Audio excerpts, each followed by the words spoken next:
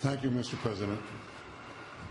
I'm honored that you invited me to be the first foreign leader to visit the White House in your second term. This is a testament to your friendship and support for the Jewish state and the Jewish people. I've said this before, I'll say it again. You are the greatest friend Israel has ever had in the White House.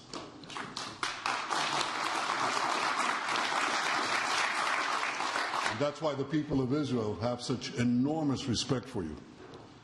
In your first term, you recognized Jerusalem as Israel's capital. You moved the American embassy there. You recognized Israel's sovereignty over the Golan Heights. You withdrew from the disastrous Iran nuclear deal. I remember we spoke about it. You said, this is the worst deal I've ever seen. I'm elected, I'm walking out of it. That's exactly what you did. And I think it speaks loudly for just common sense, just looking at things and seeing them as they are. And of course, you also brokered the groundbreaking Abraham Accords in which Israel made peace with 4 Arab states. We did this in 4 months. Nothing happened for a quarter of a century, but in 4 months, we were able, working together under your leadership, to have 4 historic peace accords. And now in the first days of your second term, you picked up right where you left off. Your leadership helped bring our hostages home, among them American citizens. You freed up munitions that have been withheld from Israel. They had been withheld from Israel in the midst of a 7-front war for our existence. And you just freed it. You ended unjust sanctions against law-abiding Israeli citizens. You boldly confronted the scourge of anti-Semitism. You stopped funding, as you just said, international organizations like UNRWA that support and fund terrorists. And today, you renewed the maximum pressure campaign against Iran. Ladies and gentlemen, all this in just 2 weeks. Can we imagine where we'll be in 4 years? I can. I know you can, Mr. President. For our part, we in Israel have been pretty busy too.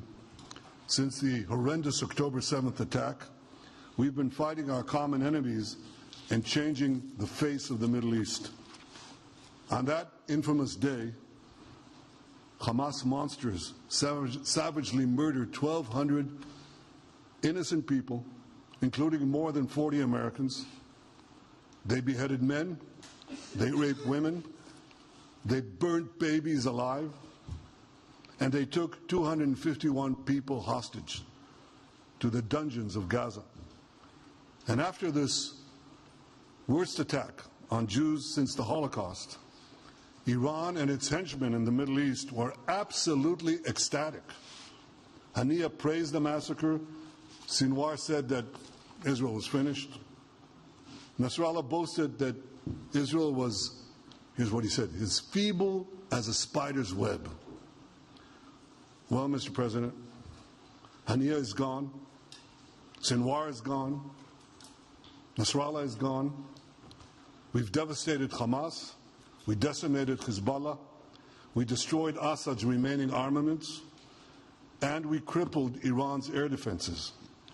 And in doing this, we've defeated some of America's worst enemies.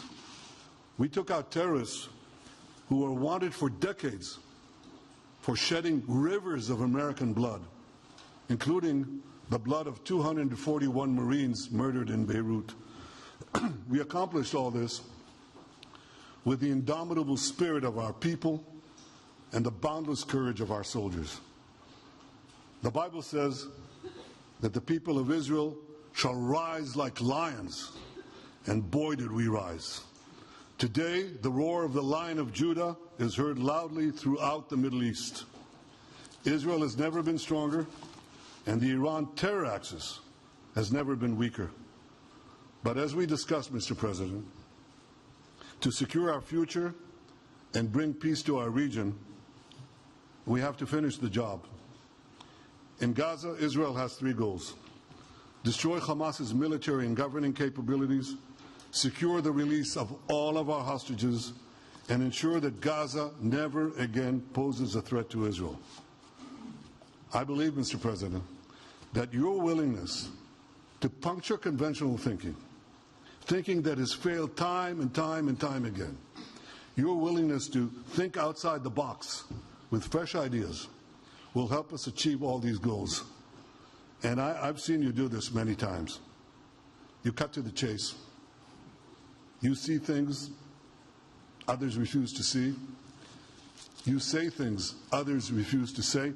And after the jaws drop, people scratch their heads and they say, you know, he's right.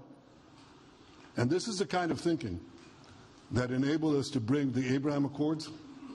This is the kind of thinking that will reshape the Middle East and bring peace. We also see eye to eye on Iran. That's the same Iran that tried to kill us both. They tried to kill you, Mr. President. They tried through their proxies to kill me.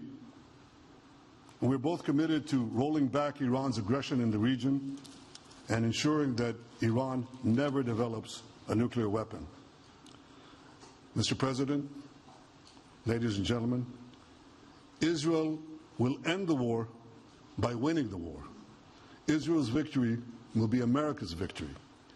We will not only win the war, working together, we will win the peace.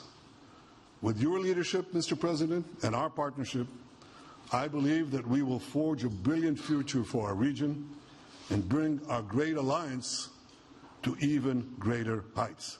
Thank you. Thank you very much.